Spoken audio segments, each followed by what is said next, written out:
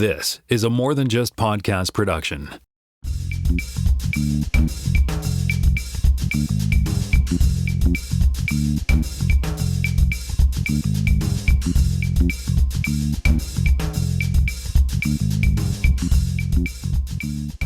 Hey everybody, welcome to episode 375 of the More Than Just Code podcast. My name is Tim Mitchell. I am in Toronto, Ontario, and I'm joined by Steve Lipton in Honolulu, Hawaii.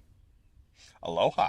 It's first thing in the morning for him, and it's, mid-afternoon for me, so time zones are fun. Very much so.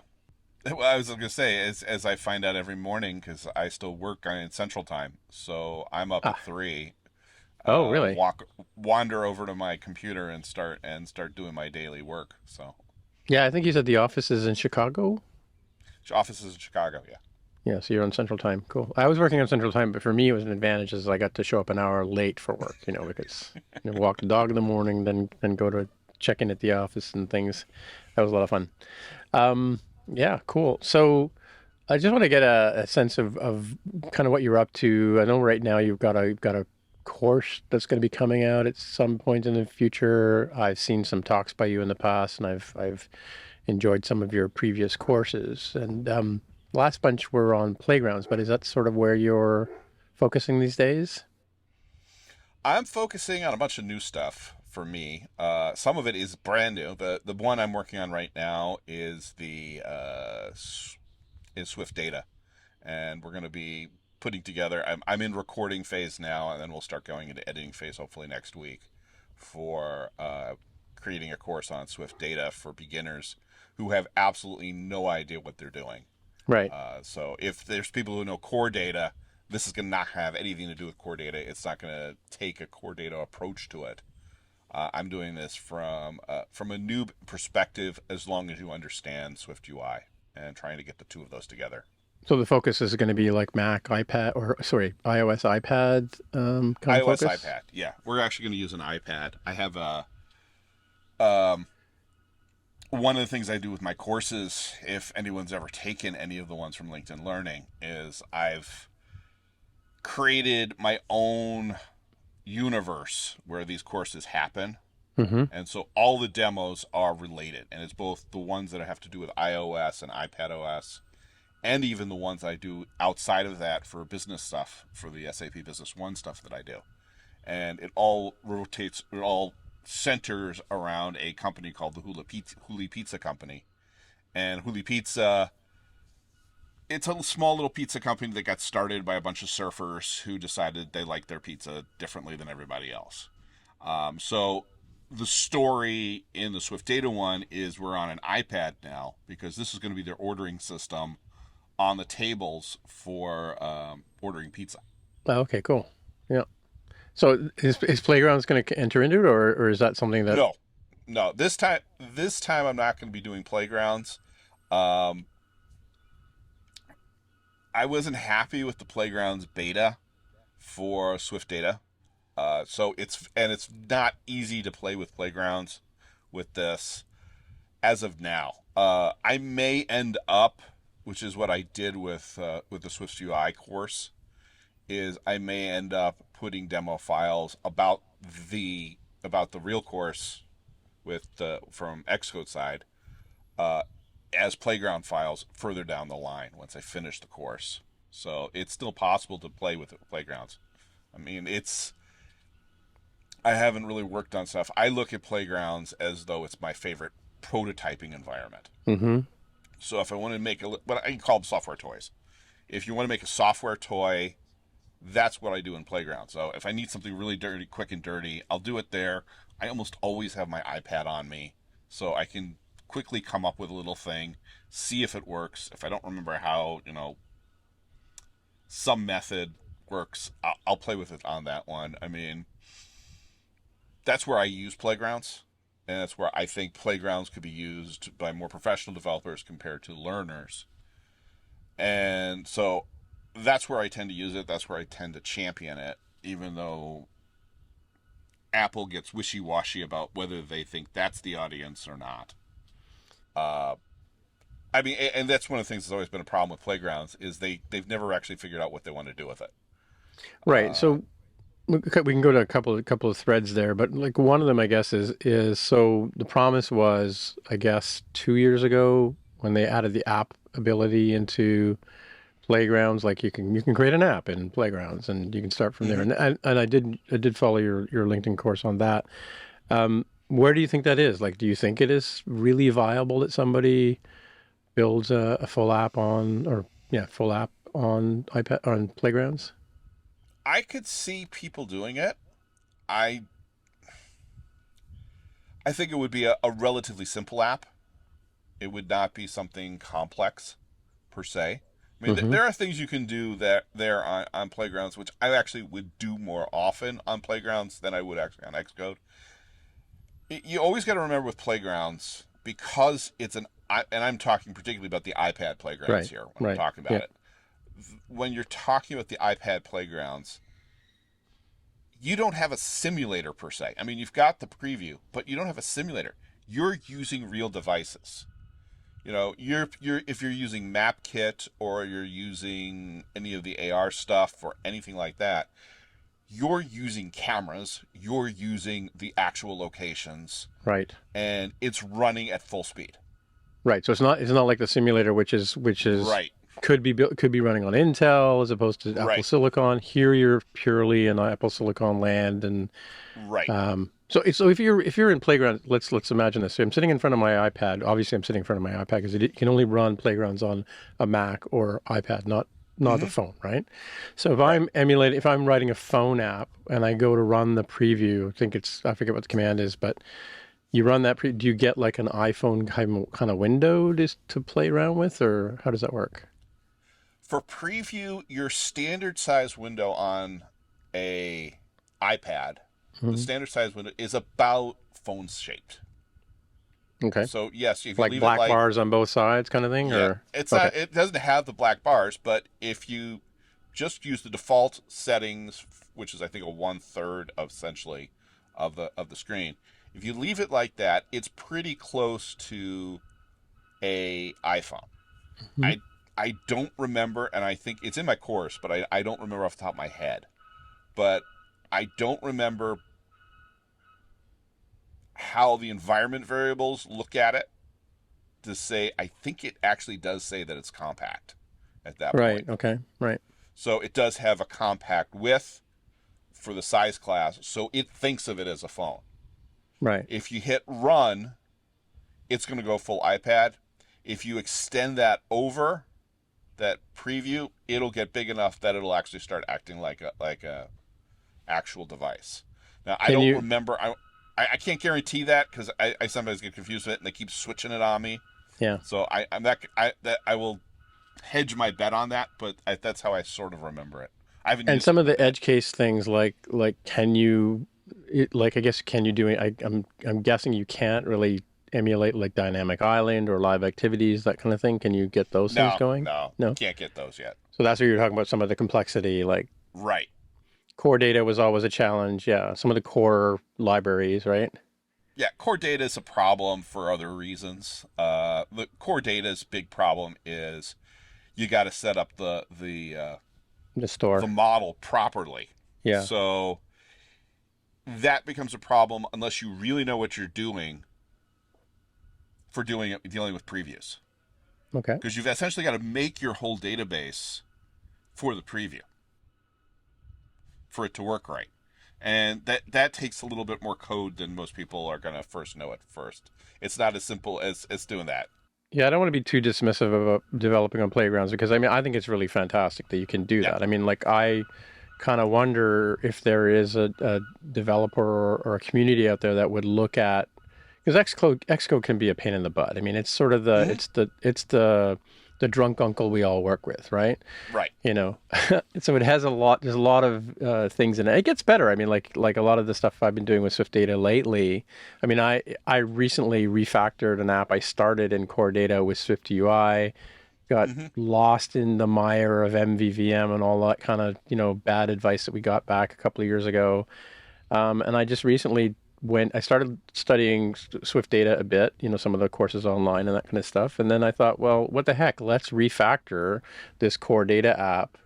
Once I realized that, the data store is the same, the actual the mom files and Right. the SQL stuff, and is in a location. You can name that location. You can set up a configuration.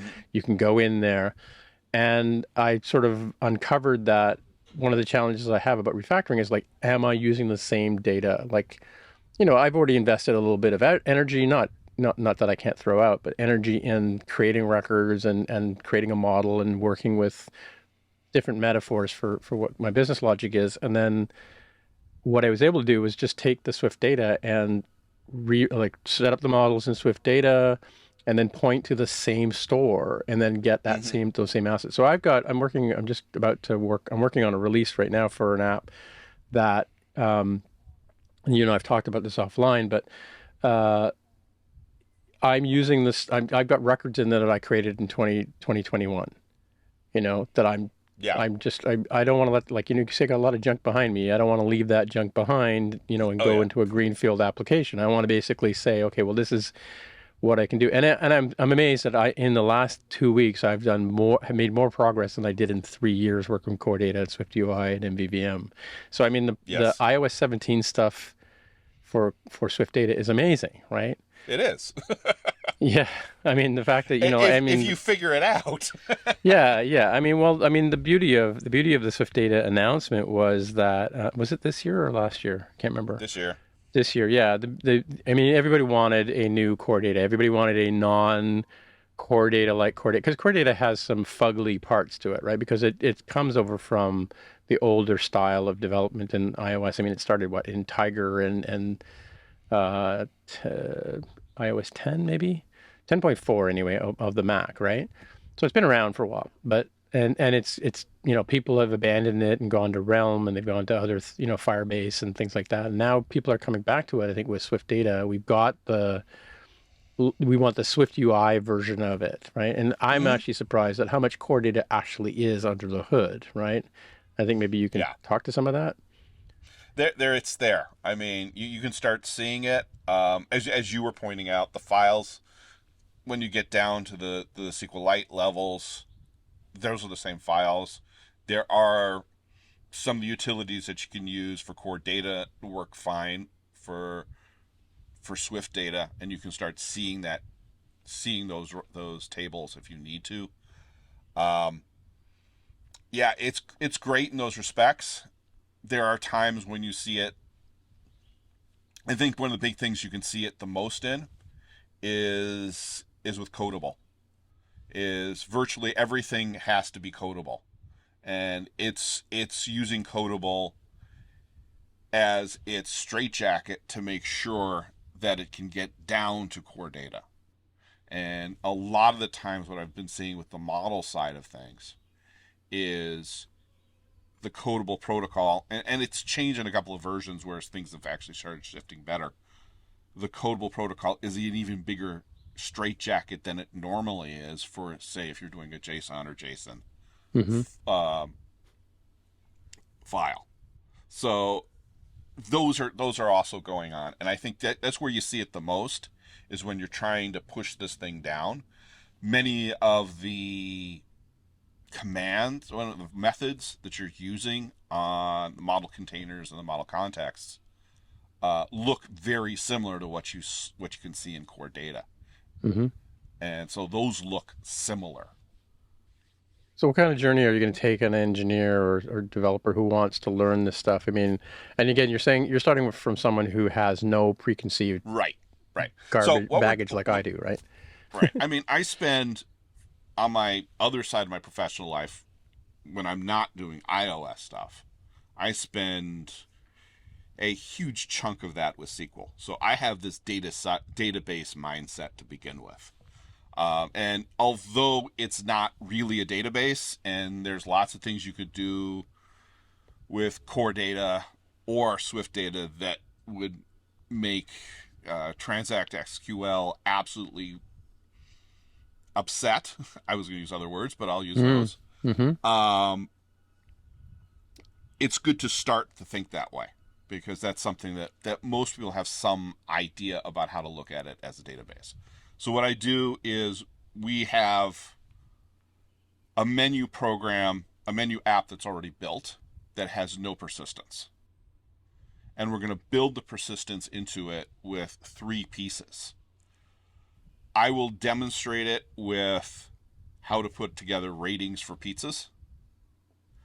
And so you'll see me do this first on the most simple flat file type situation.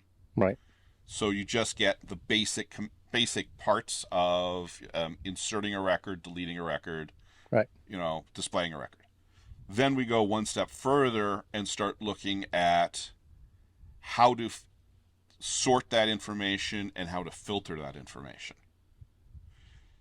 Then from there, we go into the idea of what I just said with Codable, is that once you start getting away from simple strings and simple integers and doubles, life gets a little more complicated. Mm-hmm. And how do you deal with that more complicated life in terms of start to see one-to-many relationships, maybe one that isn't actually a persistent one, but might be some kind of constant or something like that. And then build from that into a one-to-many relationship when we build an actual ordering app where you have a header and a bunch of lines of detail. Right. Cool. I mean, one of the nice things about SwiftData I find is the sort of the way that predicates are handled in terms of Yes. filtering, right? That was the part I was talking about with core data. As Frank Zappa would say, it had eyebrows, right? Because it had this weird sort of, strange language. I don't want to insult any races particularly, but it sort of had that, it was like a foreign language, right? It was, in terms of how it looked very archaic, right? And I think to me, that was a blocker for me in terms of like really understanding or getting my head around predicates. But they seem to be a lot nicer now, in that they've sort of softened that language, right? I think, and I do it. I mean, the first of that chapter is I go back to arrays and go through map, filter, and first. If you can handle map, filter, and first, you can handle predicates in SwiftData. Right. They're almost the same. Yeah. No, it's cool. I think that's again part of the reason why I've been able to get so much more done. Yes. On this side, not having to sort of really get my head wrapped around those. I don't even know what you call it. What kind of language structure it is, but it was a very strange way of naming a predicate and understanding it, right? So. I've heard many people curse them, so yes. It's been I'll be perfectly honest, I really don't know core data. That was a big, huge part of my entry barrier. But you've got a good founding in, like you said, from other work databases in general, right? So other databases. So it's not, I'm taking it from that side of it, which gives me, I think, a perspective that's going to make it easier for people who have never touched core data before. Right. Cool. And so coming back to the Huli Pizza thing, so I've gone through your courses before. So I'm the owner of Huli Pizza. I've got the ordering system on the phone, so customers can come in, they can mark their favorite pizza, they can choose. I forget which one. Obviously, we have a messed up Hawaiian in there, and I think there's some other margarita pizza. I think is another style you have in there. Right. So now I'm a patron coming in, sitting at the restaurant. You're handing me an iPad. That's the app we're making. Is I go through and I make my wine selection and I'll choose my pizza from there, right? Yep. I've actually known there's restaurants here that actually do that, where they have an iPad sitting in front of you on the counter and you order. I mean, there's a couple of the sushi places around here. You order your sushi on there, and they actually have little trains that come by to deliver the sushi. So you don't actually see the servers. You put your order in, and then it just stops right at your table. I'm not going that far, but yeah, it's that kind of app, and I've seen several people who do things like that, where you have this kind of thing. So yeah, what you'll do is you'll have a bunch of different pizzas. The story is about 4 friends who were surfers, and after they went surfing, they ended up making their own pizzas. And so they have both classical pizzas like the margarita and a quattro formaggi and things like that. And then they also have things that they took from street food, like the Huli pizza itself, the Huli chicken pizza, a couple of really weird ones, which I called the musubi pizzas. There's a spam and a veggie musubi pizza, which is actually based. I haven't taken a picture of it. Most of them have photos. Those are the two that don't have photos. It's actually based on a very popular chef here in Hawaii who made an interesting crust on a seafood dish that I had. And I still have not totally replicated it, but I know what it is. So it's actually it's almost like a Rice Krispie. It's a savory Rice Krispie with toppings on top of it instead of a pizza crust. Oh, interesting. Yeah, I mean, my foodie side, because before I was doing iOS stuff, I was a health inspector for 5-star restaurants. Oh, really? Okay. I spent a lot of time around I think there are 8 James Beard award-winning chefs that I've worked with over the 15 years I was a health inspector. So I ended up in that mindset too, that I had to think like them. And so I actually sometimes think like a chef and say, okay, we could do this. Cool. I come up with really weird ones. That's kind of a good segue, because I always like to sort of go to this is part of a journey, obviously, but how did you get to where you are today? Like, let's go way back in terms of like computer science or just computers or games, or how did you go from little Steve, I guess, in Ohio, I think, right? Chicago. Yeah. To Honolulu, where you are today. Okay. Well, actually, I think I'd go back. Yeah, probably 11 is probably the best age to start. Okay. We had just moved to Chicago. We had lived in Cumberland, Maryland for 2 years, and my dad his job didn't work out there, so we moved to Chicago. And I was interested in high-tech stuff. I was already into reading science fiction. I thought it was really cool. I was into high-tech stuff. It was really easy to get electronics magazines where they talk about all these integrated circuits and stuff like that. So I bought one of those, and then I bought a little kit from Radio Shack and put it together with a soldering iron and then melted this IC. In there, yep. and it was just, I was so devastated. 11-year-old me, it was totally devastated. And then so the next time I went to the store to buy a magazine, I saw this magazine called Creative Computing. And I bought an issue, and I was hooked. And there was just all this code. And in those days, your entire source code was written on 2 pages of magazine. Right, yeah. Usually basic. And you would sit there, and I would just pour through those magazines. What was your first computer? Well, and I was getting to that. So about a year and a half later, I saved up my money, and I bought a TRS-80 Model 1 4K with the cassette. Right. So yeah, you could load everything with the cassette. It was great. From there, I went to an Apple II Plus and developed on the Apple II Plus. My parents had started the small business because they realized that both myself and my sister were going to need a lot of money to get through college, right? Which they didn't have. So they started a side gig. And as part of that side gig, what they needed to do was have some kind of accounting system. Okay. So one of my first applications that I wrote was the accounts receivable side, which would put the order in and output an invoice. The way we could then send out the shipments. So yeah, it was my first major program was that. I then, as part of what we were doing, which worked on microscope slides, 1-inch by 3-inch pieces of glass, we did a 1-inch by 1-inch label to say what we were selling. So I wrote a program for that. It was so cool. That was my first published app for all intents and purposes. We put that in the catalog. So on your profile, on your LinkedIn profile, you've got the scientific, I forget what the name of the company is. Scientific Device. Is that this company we're talking about? Oh, yes, cool. This is this company. It started, my dad and his partner, who was they were both microbiology supervisors at our respective hospitals. They started each with $500, and we've grown to have sales of several $1 million now. So, I mean, it's grown a lot, and It has been a huge evolution. So what ended up happening was I got into that. That was the first program I sold. Went to college.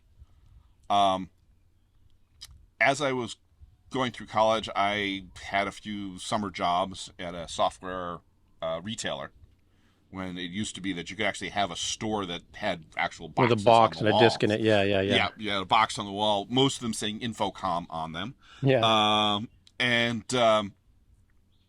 Or Microsoft. There's a lot of Microsoft ones there too. And I found out I really like training. So what ended up happening was, after I went through school, I realized, as I was doing all this programming work, I am not the kind of person who wants to sit at his desk coding every day. Right. Okay. I am I'm happier when I'm interacting with the users. And so I ended up thinking, okay, maybe I'd be better as a trainer. So I ended up with a training job for, actually, again, an accounts receivable system, and for medical offices. I survived that first job for about a year and a half before I burnt out. It had a 6-day travel schedule. Mm-hmm. So I was anywhere between Omaha and Pittsburgh every day, from from Sunday night to probably Saturday morning or Friday night. So is this driving every day or staying in hotels? It was either drive. It depended where it was. It was either driving, staying in hotels, flying, or some combination of all of those. And I was bouncing around an awful lot of the country for quite a while. And I burnt out with that, so I took another job like it at a smaller accounting firm. That division folded, and I bailed just before it folded. Went to another company, worked for them for a little while, and that wasn't as much fun. I guess I'd call it that. So the politics of this last one, which is why it wasn't fun, ended up biting me in the butt, and I found myself without a job again. The same time, like I said, my dad's in microbiology. He was working in a hospital. A friend of a friend knew a chef, and the chef had a real problem. And the problem was, they had an outbreak of some foodborne illness that had affected, I think it was 30 people. It was a big one. It was on the news. It was a high-profile restaurant, and everyone was panicking. Right. So this friend of a friend asked my dad to look into it, and my dad looked into it and actually figured out what it was before the health department did. The health department loved him because he actually solved their problem without them having to do anything. Right. Okay. And once all that happened, the company that the chef worked for said, "Do you consult?" And he says, "Sure, why not?" Yeah, of course I do. Yeah. And so he started a consulting firm. And so that was about a year and a half before the last job, the last of those support jobs with the AR system. So I had nothing else better to do. So he said, "Hey, why don't you teach the courses that are mandated by the state and do all the consulting on that?" I said, "Okay." So I spent 15 years essentially working with high-end restaurants, making sure they were doing things right according to both the law and according to the chefs. Because I was, of course, since I'm essentially industry, I have to look at both sides of the equation. I mean, a health inspector comes in and says, "No, you can't do that." I walk in and says, "I know you can't do that by the law, but let's see if we can figure out a way that you can do it." And coming up with interesting solutions. And I worked in everything from 5-star restaurants to stadiums to a few golf tournaments and all kinds of stuff in between, of doing all that kind of stuff to keep them safe. And so I spent a lot of time in health. That came to an end.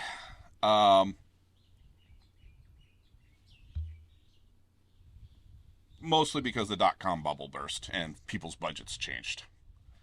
So I was stuck with not anything there. I went back into spending more IT time on scientific device. And about couple years into that, I met my wife again, which is another whole long story. But it's a Sleepless in Seattle romantic comedy story that I won't go into. But I met my wife. I got married. I needed more income. And so I said, hey, everyone's making all these apps. Maybe I could do that. So I started with learning Objective-C, hit a huge brick wall with delegates. Is this on the Mac or? It's actually, yeah, I was actually starting on for iPhone, but I was actually just playing with Xcode just to get it to work on an iPhone. I don't remember. It was probably iOS 10. Okay. Let's see, when was this? This would have been 2011. Okay, all right. Yeah, so that'd be about right. Mm-hmm. So I started playing with that. Took a huge amount of time. I think I don't know if from what I got from my course, it is a brick wall for a lot of people trying to figure out how a delegate works. So yeah, it took me 6 months to say. It was so counterintuitive from what I had learned from before anything object oriented. But I actually put out an app and it did do really well. Big surprise. Big surprise. No helicopter money? No? Okay. No helicopter money. No. And so I tried another one and that didn't do too well. I tried one more and that didn't do well. And then I decided, hey, let's try it. And then someone dared me because I don't know if you remember Flappy Bird. Yes. Yeah. I made a couple of those. I was teaching at the time, and I taught people how to make the Flappy Bird app. Yeah, I mean that was exactly the point. Is Sprite Kit had just come out, and I was talking to a friend, and I said, "This thing is so stupid. I could write this in a week." Right. Yeah. And so she dared me, and I did. So Slippy Flippy Penguin was born, and I did that. I decided I was going to try to do the same thing he did, and use an ad revenue thing. Which I think my total revenue is 4 cents. Right. That didn't work really well either. Well, ironically, I call my app business pizza money because that's pretty much what I get. That's about all you for a can while get. there, I was getting enough money to buy a pizza. It's a lot less now, but Yeah, I mean, so yeah, it's not. There's that whole side of the app store that nobody talks about. Yeah. So I've been doing back and forth with that. I said maybe I should look at a different language. And so I started looking at Python and started blogging about Python. And I had created a blog called Make App Py. Right. Okay. Right. And I was talking about Python on Raspberry Pis. Oh, okay. Was what the whole thing was about. So I was doing that for about 4 months. And then WWDC happened. And I watched everyone's jaw drop when they said, hey, we got a new language. It's called Swift. And everybody's jaw dropped because they had absolutely no idea what to do. Well, if you've looked at a little bit of Python or Ruby or some of the other things that you're there, guess what? They look an awful lot alike. It's the classic Apple, steal from everybody else the good stuff and make a new something with it. Right, yeah. And that's Swift. And I was able to do a transition really fast from what I was doing, and I made makeappy.com a Swift language tutorial. And so very rapidly people started looking for stuff, and it really hit its stride. I did 5 tutorials, and then I did one on UI table view. And that just shot out of the sky. Really? Okay. Yeah. And just because no one could figure out how to do a UI table view in Swift. Really? Okay. At the time. Yeah. No, but yeah. No, I get it. So, I mean, everyone was so Objective-C, which is, compared to, it's so ass backwards compared to Swift, because Swift is starting to look like, everybody else's language. Right. Yeah. That people were having a hard time making that change. And so that one thing then chumped me up. That changed the SEO, and everything else started going. So about a year after that, I'm sitting here for a lot of the, between me, Erica Sadoun, Natasha the robot. I mean, there's like 5 or 6 people who were constantly doing the Swift stuff, and those were the top 4 whenever you did a Google search. And I was in there, so I was constantly in those top 4 or 5 that were coming out at that time, and so I kept getting this stuff. So one day, a lynda.com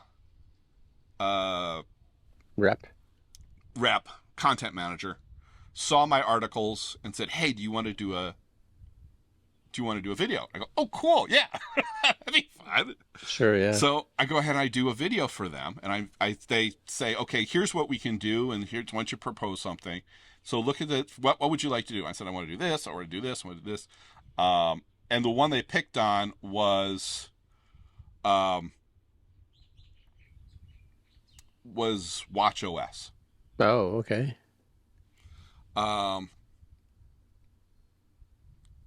forget the guy's name that I'm following, because someone had done it, and he did such a great job. Not Simon Allardyce. Simon. Yep, that's who. Yeah. Yeah. It was Simon. So Simon had done it, and so I'm now following Simon, which was enough of a... Yeah, he's a good guy. He's incredible. So I was a little intimidated, but I went through it, and it did okay. So I said, "Can I do another one?" And so I did another one, which was also, I think, on Watch. And then I said, I've had all these problems with delegates. Why don't I do one on delegates? I said, okay. And so I did one on delegates. And I kept doing them. And and then shortly after that, said, "Hey, do you want to do a weekly?" Right. Oh, really? Okay. And so I did iOS development tips weekly. And so on LinkedIn Learning, there's I think it's like 8 hours worth of tips that are still sitting out there. Yeah, I saw them on your website today, actually, yeah. So I've got all of those out there. And then from there, I started doing more stuff. Same time at my regular job, I was doing more. Some shifting of both family dynamics and corporate dynamics put me in a different position where I was now controlling almost everything that had to do with the SAP software that was running the business. So I became an expert on that, and so I asked LinkedIn if they wanted me to do something with that, and it just so happened they didn't have anybody doing that particular product. I said, sure, and so I did 5 videos of that, which took me up into, well, actually it took me 2 videos of that, which takes us up to COVID, and then I spent most of COVID just creating content. Sure, yeah. Yeah, you were lucky in that sense that you didn't, you could do that from remote as well. Yeah. Yeah, I did it on, no, that's actually not. It's almost the same Focusrite that I did the content. Yeah, I can't remember how I first found. I know I've seen you speak at 360 iDev a few times, or once or twice, but I can't remember how I sort of stumbled across you. Maybe because I was looking at Playgrounds or something last year. Probably. Yeah. So because I mean, I have a friend who works on the Playgrounds team at Apple. We haven't really been in touch since he joined Apple, of course, but yeah, just fascinated by the work that they're doing over there, and it's an interesting thing. I think that when it came out, it was kind of like I think they approached it from a sort of an educational point of view. Yeah. As a tool for that, and then they put it out there as sort of a scratch pad for Xcode, as you said, right? And now there's a lot of under the hood stuff you can do in Xcode on the Mac that you really can't do on the iPad because you don't have good access to the file system, right? Right. But yeah, so even I think there was a building books and creating links from one page to the other. Right. That kind of stuff was all sort of possible in there as well. So it's kind of an interesting thing. Cool. So you're basically a serial educator now, I guess, right? Yes, I'm a serial educator. Serial trainer. Yeah, it's funny. I did training all through my early career before development. I did similar things where I would sit. So were you sitting next to somebody and training them, or were you like at the front of a class with like 5 or 6 students? Or when I was doing in the early days, for most of the training that I've done both stand up. So in the very early days when I was doing the AR system, it was a stand up course, which would introduce them to the product. Again, the people I'm dealing with, if you want to talk about users, is people who had never dealt with a computer before. Most of these were, again, it's the Midwest. It was a lot of small Midwestern towns. It was doctors' offices where the doctor's mom was probably the office manager. We had people who just thought the computers were going to just explode and if they pushed the wrong button. I actually banged around keyboards. I had one extra keyboard just because I didn't want to totally destroy it, where I would bang the keyboard against the wall so that they could see it's not going to break. Right. I had to do things like that. Yeah. So there was the stand-up training for that side, but then after that, I'd go on site, which is why all the travel. Right. I'd go on site and then sit with them and go step by step of how to put in a patient. Yeah, set it up and then how to, put their diagnosis in there and how to deal with Medicare in this particular state versus Medicare in that particular state. Right. Yeah, it's funny that kind of business line. I don't know if that business line kind of still exists because now there's so much accessible information online, with courses and tools. We used to have to I think you'd have to go back in and sort of help them set up the system that they're going to use as an SAP, as you mentioned, right? So, I mean, I see a lot of that does online is they'll do Zoom things like that. The people that I interface with from the SAP providers, they'll tend to interface with me that way. Again, I already know it, so it's not the same thing. When we had the initial installs, I think it's still a good thing to have people on site who totally understand the system. I have a problem. My wife is dealing with this now with a system. I think many times people assume things are going to be like, an iOS app where everything will be easy to look at. And there's only really one workflow. But in the real world, in the business world, and particularly in medicine, there are infinite number of workflows. And you've got to be able to understand that customer and adapt. So I like to ask people on this show about where the puck is going. Where do you think we are in terms of where Apple is with their devices and their softwares, and where do you think we're going? I mean, maybe even if you have some thoughts on Vision Pro and Vision OS. Well, there's the elephant in the room, which Apple is very nicely calling machine learning to keep away from that other term, which there's a lot of hype around that. I have lots of issues with that myself. I'm a little nervous about AI from perspectives which I don't think other people have actually looked at very carefully. One of the apps that I use for my writing, IA Writer, just did a great series of articles about this. Is from the app development side, we only have 2 or 3 engines out there, if you want to call them engines, to deal with AI at the moment for machine MMLs. They're going to scrape your data in order to work. Essentially, they're going to assimilate your app. They don't need you anymore once you're adopted their app. So we actually run a danger as app developers of giving away all our secrets or giving away our code to someone just to add what may be just a shiny feature. And I that's one of many. I mean, there's lots of different things, and you can go online and see all the different objections. But it's one of the ones that I've been looking at very carefully is where are you? Because these things have to use huge databases. I actually and it's even now more so with how much Microsoft is even more invested in OpenAI. It's Clippy with a large database.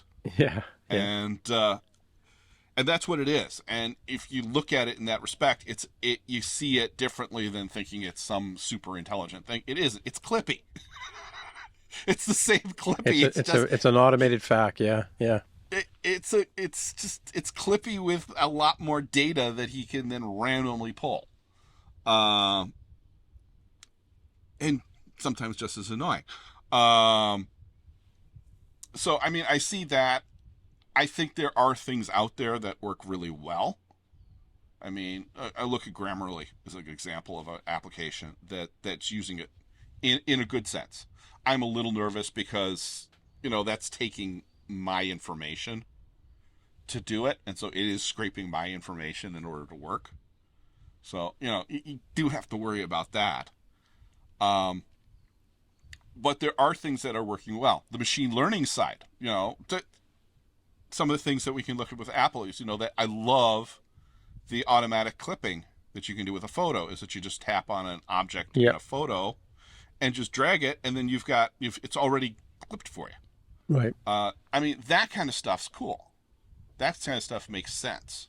Mm-hmm. So where that's going to go is going to be very interesting, and I think there's going to be another bubble and bust before anything really useful comes out of it. I'm also, like you said, Vision OS is something I am very intrigued with. Mm-hmm. For my own use, I mean, I live here, Right. but I work in the middle of the United States, in the middle of the mainland. So that means 10 hours plus of travel every time I go from point A to point B. I can see that if I had 6 screens that I could sit back in my airline seat and work, that could be really nice for me. And I don't necessarily get it. I'm not a gamer for lots of reasons, but I'm not a gamer. Those kinds of things don't be it. Maybe a huge cinematic movie would be really cool, but I could see it, I can see it that if I had 6 screens instead of 2, I mean, I got 3 iPads and 2 screens right here. Mm-hmm. Same here. I use that much just to keep myself organized and productive. If I had that easily, it's worth it. Oh yeah, 100%. I think where we're going to see stuff is not necessarily augmented reality type stuff as much as being able to build environments where you have enough information around you of multiple windows. It's not going to be windows piled on top of each other. We have the very simple 2.5D of Microsoft Windows or Mac OS. What we need is that we can look around the room and see everything. Yeah, put something over here and come back to it later. Exactly. Here, or actually just be in your swivel chair and turn around and have 20 things running around you. That would be where I think it's going to be productive. Is that then you can stick your fingers out and type wherever you are. I mean, that kind of stuff is where I see it, and I think it's the way Apple is approaching it. Just like I said earlier, their favorite thing to do is steal from everybody else and then make it better. Yeah, I call it leading from behind. Leading from behind, exactly. And I think that's what they're doing with this too. And they're taking their time and they're being very careful about how they do it. So they're not fools who rush in. As much as analysts love to complain that they don't rush in, and oh no, Apple doesn't have a foldable phone. Well, nobody else has a successful. No one else has a successful foldable phone anyway. Yeah, the best of the bad luck. Yeah, exactly. I mean, I think about when I think about the promise of. I've changed my opinion over. If you listen to the show, I've changed my opinion over the Vision OS over the months, but especially after having gone and tried it out myself. I mean, there are businesses that didn't exist before the iPhone. There are, access to information we didn't have before the internet came along, right? So you and I both experienced that, right? And I definitely think that the Vision OS or spatial computing, let's call it that, right? Because I'm sure Google's working on something and Microsoft working on something, and everybody's brothers working. If you don't think they are, you're fooling yourself. I think that there's going to be businesses coming out of this that we're not even aware of, and who knows? Maybe it is that we don't go back to the office because we can now bring the office to us, right? Or like you said, right. I mean, I think I told you a couple of days ago that when I fly on a plane, I often take my wife's 11-inch MacBook Air because it's the only one I can open in economy, Right. Whereas now, if I can have my Vision OS headset on with my big, extra battery pack from Amazon, I can sit or plug it into the USB port on the plane. I can sit there and I can, like you said, work on or or consume information or watch an IMAX movie while I'm in the plane on my 5-hour flight, or in your case, 6-hour flight, I mean, and like Uber didn't exist, Twitter didn't exist, DoorDash didn't exist, who knows what kind of Instacart didn't exist. Amazon existed, but it's much nicer now on the iPhone than it was on a web browser. Although they led the way in web browsers. I mean, if you remember the indexes across the top, and I mean, they were the site to look at in terms of who was leading the pack back in the day. But in the Don't Make Me Think book, he uses Amazon's web page as a perfect analogy of how to organize data, right? I definitely think that it holds a lot of promise for where we're going to go with this. So yeah, interesting to see. I just wanted to add one more thing. I think there are some companies that are going to definitely pull out the stops on that. I think we're going to see. It'll be very interesting to see, for example, what ends up happening with Final Cut Pro, and this. That would be one thing I want to see, or Autodesk, or eventually Procreate. Or Xcode. Although I don't know, or Xcode. I just see people doing this, but yeah. with Procreate, it's like swiping their hands all over and hitting people. But I'm also a visual artist by training, and I've done sculpture, and I've done 3D. I've told this story before, but I was learning to do sculpture on my iPad because I've got 3D printers right here, and I print out stuff, and so I learned. I don't know where the heck. Somewhere over there, there's a portrait of me. Oh, it's up there. That I made. Let me just grab this. All right. So this is a self-portrait that I made. Let's get the light right. That's a self-portrait that I made. I did the sculpture itself because I can sculpt in real life, but I sculpted on my iPad with a pencil. I found a course on how to model, a human face, and I printed it out on my 3D printer. So I've taken something that I built virtually and put it in the real world. I regret that I didn't take the model with me to the Vision Pro. It would have been cool to see that on in reality kit. Yeah, right? Yeah. But so that that's something that didn't exist until a few years ago, right? To be able to do that. So I think it could be just going to exactly that. I think it could be a resurgence of 3D printers, and people are going to really start painting and some of the actual hardware that going along with it is that if you can get the 3D printer files made there and then tap like this somewhere and end up sending it to the printer, that's gonna change things. Yeah, it's going to change the big change in looking for laser writer, which I don't know if you get that if you're a Mac guy from way back when. Oh yeah, looking for laser, it's over there. That's where it is. You're looking for it.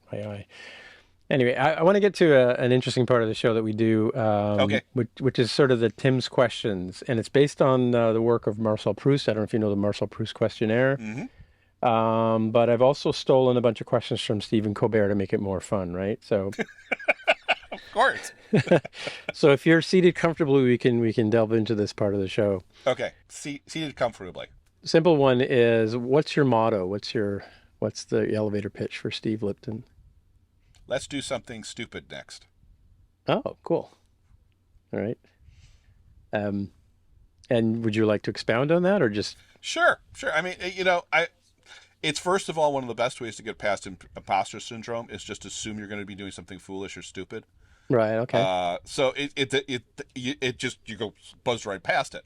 But it's also, that's how you discover things. It's all in that stuff where you're going to be at the bottom and work your way up. I mean, we've been talking about SwiftData. I started at the bottom. This one was a slog, to say the least, and it didn't help much that Apple kept changing the goalposts every beta. Yeah. But it was a slog, but it's worth it in the end. And you go through those slogs, and you just know, okay, I'm not doing this. I don't feel good about it right now, but eventually it will happen. And I've done that in so many different things where it's like, okay, let's do, running. I never expected myself ever to run a marathon. And one day I said, okay, I need to get some exercise, so let me start running. And so I ran a little bit, and then I ended up doing 5Ks and 10Ks and half marathons. And then I came up with the idea, hey, let's do the Disney Marathon. And so I ended up doing the Disney Marathon. Nice. Yeah. Yeah. It's cool. All right. Who are your heroes in real life? I think the first one's actually my dad. Okay. And I've already talked about it. I mean, someone who took, um, he's a brilliant guy to begin with, but someone who took, $1,000 and can turn it into many years later, several $1,000,000 Mm. in sales is quite amazing. And I think a lot of how I think about stuff and how I look at stuff comes from him.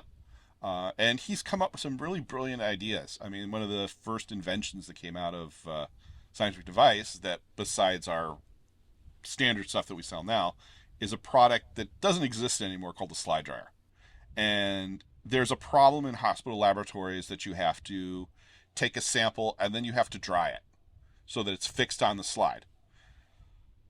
The traditional way of doing this is taking it your fingers, putting it over a Bunsen burner, and trying not to burn your fingers, which isn't very safe. Right. Now, Yeah. there's another device that's there, which is an electric incinerator that's about this big.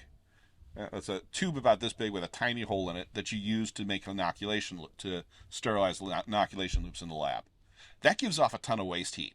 So we put an aluminum plate on top of this incinerator, which generated enough heat just by conducting it off the waste heat to dry those slides. Okay. I mean, it's a genius, simple solution, and he did such a brilliant thing with doing it. That's my favorite example of. I mean, he's done others. I mean, some of them are absolutely insanely successful. Unfortunately, I can't. There's NDAs involved with those, Right. so Yeah. I can't Yeah. tell Yeah. you who they are. We'll take But, your word I mean, for it. Yeah. But there are some that actually, if you look in the literature, it is the product he came up with that they talk about as the standard. Oh wow. Cool. Cool. So I mean, that's how it goes, and that's why I would pick him as for that. Okay. So, what's your favorite word? Actually, it's 3 words, Okay.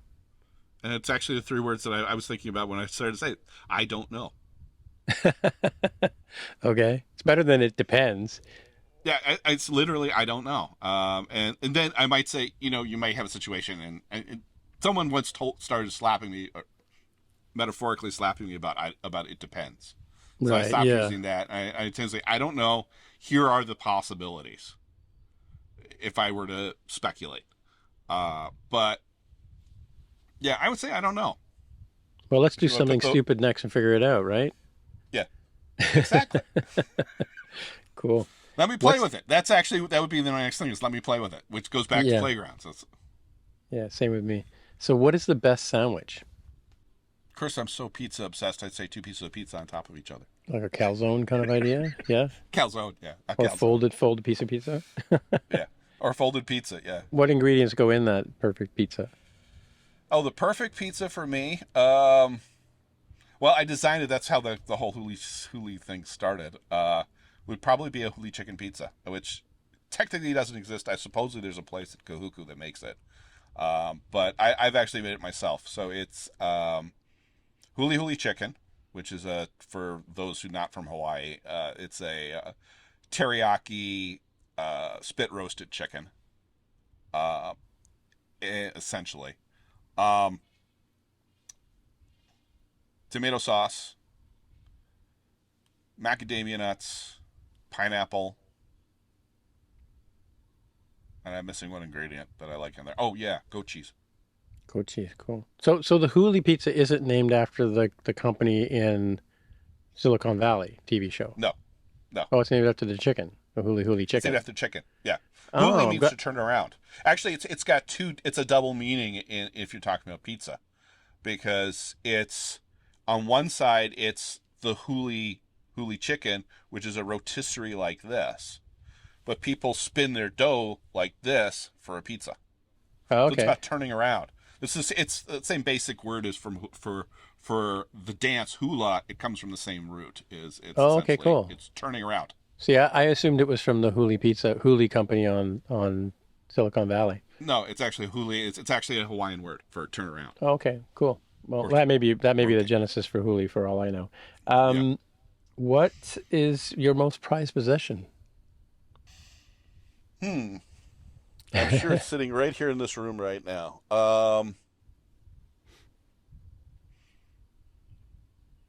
I'd probably say one of my stuffed animals that's over there. Oh yeah, I'm gonna pull him up. I'll pull him over here.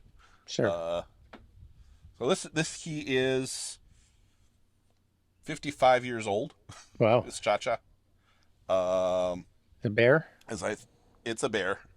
Or I got him when we moved originally from. I was what 2.5. Mm-hmm. When my parents moved from New York to Rochester, New York, for my dad to go to school. Mm-hmm. We were in a very bad car accident on the way. Mm. Lost everything in the car. So I was in a very traumatic period just when we got here. We got to Rochester, having horrible nightmares. And the doctor said, you need to get him a teddy bear. Okay. And I picked him out. It was Christmas time, about the time now. So it's Chacha's birthday. And I picked out that bear, and he's been around ever since. Of course, he's got a couple more friends up there now, but Right. Cool. What's your favorite action movie? Lilo and Stitch. Lilo and Stitch. Cool. That's based Big in Hawaii. surprise. Hawaii. It's based Yeah. in Hawaii. Yeah. What number am I thinking Like- of? 26. Nope. Okay. Sorry, I cut you off on the Lilo and Stitch story. No, I just yeah, Lilo and Stitch. I mean, there's the one piece of the thing is that this island was cut out of Lilo and Stitch in the original because Like cut out, like removed from the story, or? removed from the story. There was a scene that happened on Oahu, Oh, okay. and they cut it out because of 9/11. Oh, really? Because Stitch starts flying between buildings and crashing into buildings, Oh. and they thought that would be too traumatic, so they cut out the running down the middle of Waikiki. What's the most used app on your phone?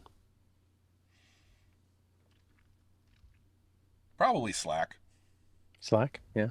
That's an easy one for most engineers, I guess, most developers. Yeah. Well, I'm in the middle of nowhere, so I gotta communicate with people. Well, this may be a kind of tricky question, but where would you most like to live?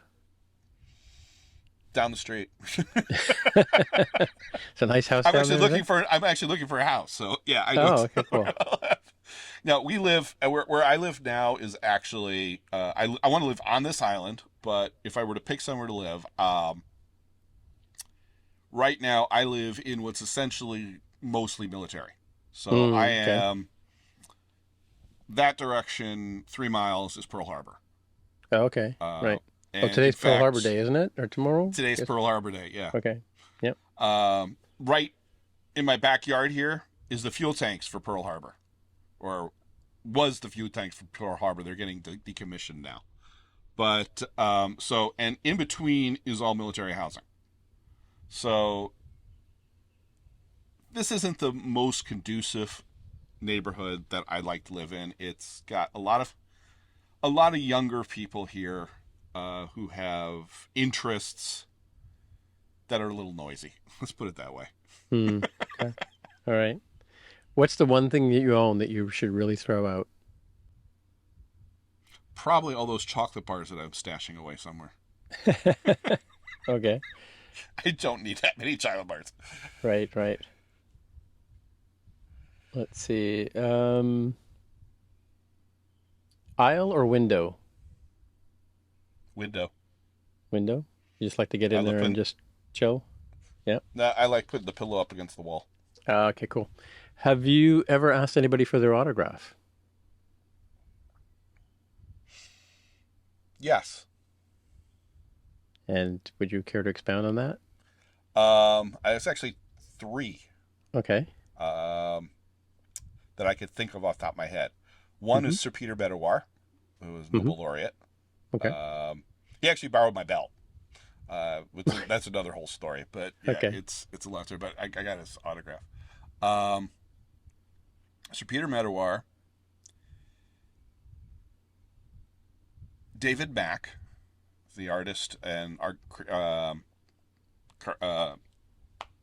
cartoon creator, comics creator. And I'm blanking on the third now that I'm thinking of it. Oh, yeah. One of the Apollo astronauts. Oh, really? Which one? Which and mission? Now I'm blanking on. It was the last mission. It was the last. Oh, it was the last Apollo Cernan? mission. Cernan? Gene Cernan? It was not Lowell. Harrison Schmidt? It was Harrison Schmidt. I think. Okay. Yeah. I think. Yeah. No, Ron Evans. That's his name. Ron Evans. Oh, so the command module pilot? I think command module pilot. Yeah, cool. Neat. Yeah, no, I have a signed Buzz Aldrin picture from Apollo 11 behind so here. Ron Evans, because I was so into space when I was younger, and Yeah, that one. same here. Technically, my mom asked because he was working as a subcontractor for a company my mom was working for. Oh, cool. And I had this book of Apollo stuff, and we took the page out and had him sign it. I don't know what I did with that. It's around here somewhere, but yeah. No, I got a Buzz Aldrin signature at a comic convention once. Do you have a dream that you remember? Yeah. I do. It's actually kind of freaky because it's almost 100% come across. Is I was going through a really, really bad space in college, and not feeling, and it was a depression, and I had a dream where my wife and I were living along the coast near a forest, and the older me said to the younger me, "It's fine. It's all going to work out. Don't worry." Right. And that's it? That's what it was. It was much there, but coast is over there. Yeah. That's true. So you forest sort of is over there. You have come to that. Cool. All right. Well, I guess we can probably wrap up. So how would people get in touch with you, Steve? And what are you working on next? Well, let's see. Best way to get in touch with me is probably going to be either Mastodon, which we'll put the link. I don't have the link in. Yeah, I'll put the link in the notes. Yep. You'll put the link in for me. Is probably the easiest way to get a hold of me. You can also check out the makeappie.com website. We'll have a lot of that stuff. And probably my LinkedIn profile is the other place to find me. Sure. Because I keep active on those three more than anywhere else. So do you have any idea when your SwiftData course is going to be ready to go? We'll see how long it's sometime first quarter 2024. It's a little nebulous right now. There's some issues. Like I said, noise here is a problem with trying to record stuff. So we're having a couple delays on me finishing production. So once that's done, I can then start really cranking out and getting the post-production stuff done. And that will then figure out when it's actually going to show up. All right. Well, my name is Tim Mitra, TIMMITRA, on the Twitter machine, the Mastodon machine, Instagram machine, all those places. Usually you'll find me. So until next time, we'll see you later. Bye. Aloha. This has been another episode of the More Than Just Code podcast. If you want to find out more about the show, you can visit the More Than Just Code website at mtjc.fm. There you can find a summary and show notes of each episode. We list links to the apps, code, and news that we mentioned on the show. If you like the podcast, tell your friends. Please leave a comment on the website, and if you can, please write a review on iTunes. And please recommend us in your favorite podcatcher. All of these things help others find out about the show. We really appreciate your help with spreading the word. We're also on Twitter, Facebook, and Instagram. We'd love to hear from you, so use the hashtag AskMTJC. Once again, the podcast Twitter account is at MTJC_podcast. Please consider supporting the show by pledging any amount on patreon.com/MTJC. Thanks again for listening. We'll see you next time.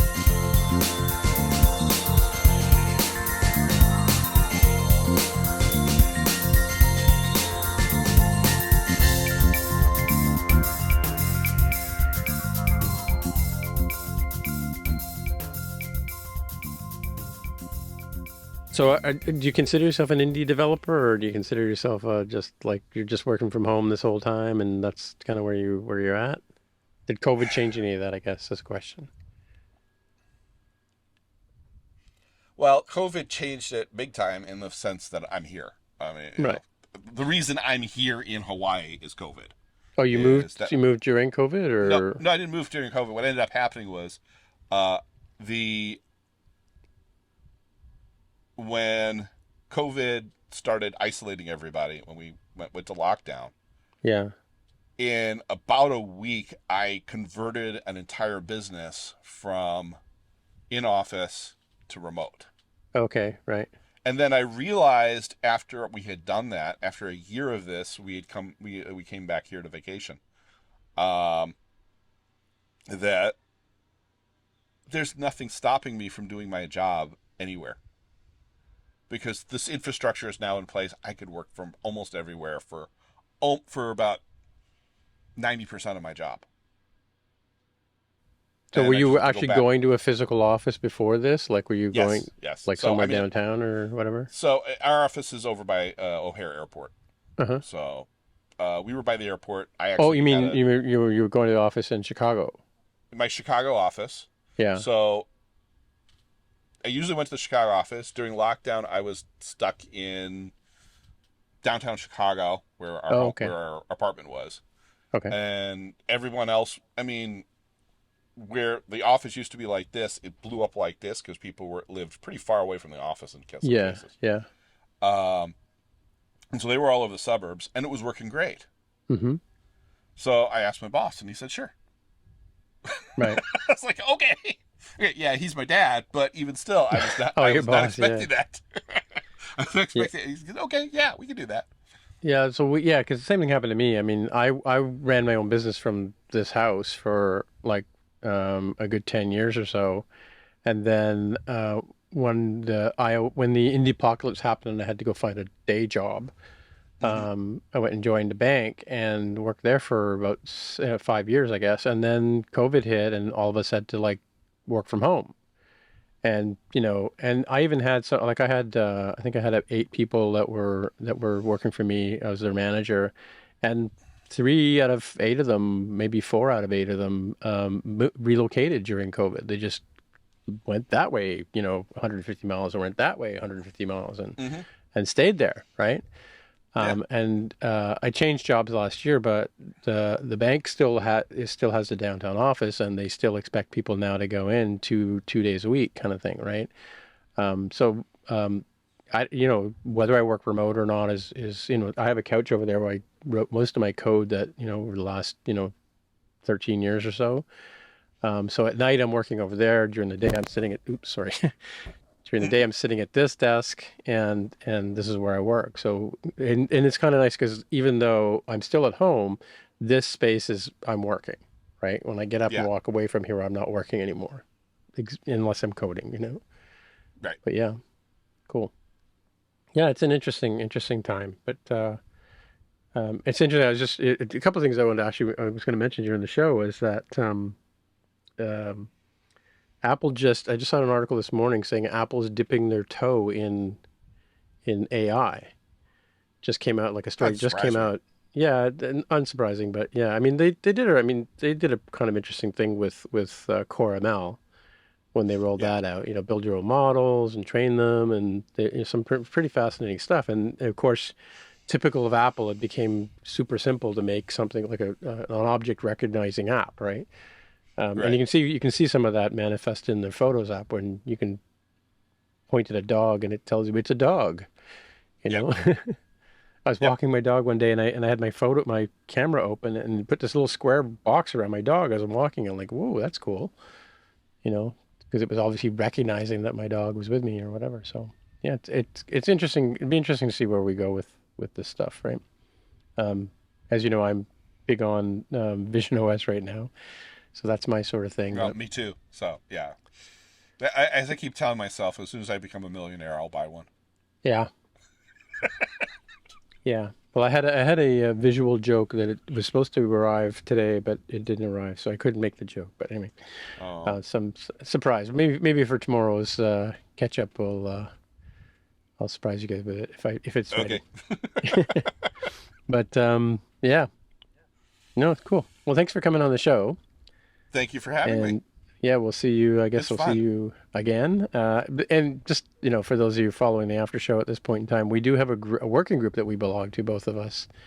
That's what's called the iOS. What does Evan call it?